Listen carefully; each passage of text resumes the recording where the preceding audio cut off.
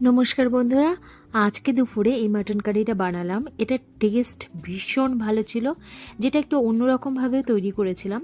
এই মাটন কারিটার সবচেয়ে মজার দিকটা ছিল এটাতে এক ফোঁটা জল দিতে হবে না। ঠিকই শুনেছ, মাটনের নিজের রসে এই রান্নাটি হবে, একদম সেদ্ধ আর স্বাদ হবে অসাধারণ। তবে একটা কথা, এই রেসিপিতে কিন্তু ম্যারিনেশন খুব জরুরি। কম করে 1 ঘন্টা আগে মাটনটা মশলা মাখিয়ে রেখে দিতে হবে। মশলার মধ্যে আমি দিয়েছি পেঁয়াজ কুচি, রসুন, আদা, কাঁচা লঙ্কা গ্রেট করা, একটু কাঁচা পেঁপে বাটা, লঙ্কা গুঁড়ো, জিরে গুঁড়ো, ধনে গুঁড়ো, একটু গরম মশলা গুঁড়ো, নুন, হলুদ, সামান্য চিনি আর সর্ষের তেল। দেখো, মশলাগুলি তোমাদের টেস্ট অনুসারে ইউজ করো। এবার সর্ষের তেলে গোটা গোলমরিচ, তেজপাতা, এলাচ, দারচিনি ফোড়ন দিয়ে আবার পেঁয়াজ কুচি, রসুন, আদা বাটা, টমেটো কুচি দিয়ে ভেজে আবার একটু মশলা দিতে হবে, ওই বেসিক মশলা, জিরে, ধনে, লঙ্কা, হলুদ, সামান্য নুন।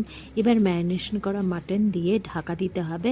আমি এখানে আলু ভাজা ইউজ করেছি, আর টক দই দিয়ে আবার ঢাকা চাপা দিয়ে দিতে হবে।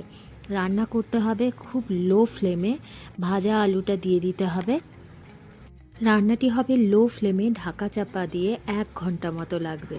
শেষে সেদ্ধ হয়ে গেলে গরম মশলা, ঘি দিয়ে নামিয়ে নেবে। ট্রাই করো বাসন্তী পোলাওয়ের সাথে, খুব ভালো খেতে হয়।